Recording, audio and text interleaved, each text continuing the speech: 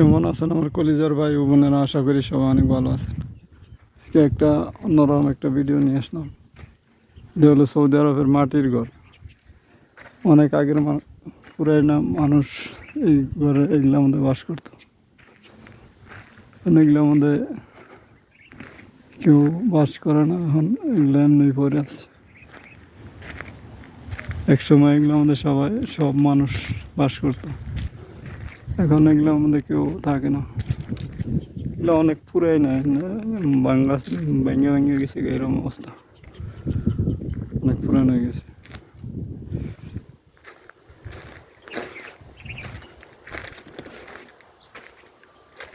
এই ভিতরে এরকম আর কি গেট সিস্টেম, ভিতরের এইগুলো অনেক সুন্দর আছে।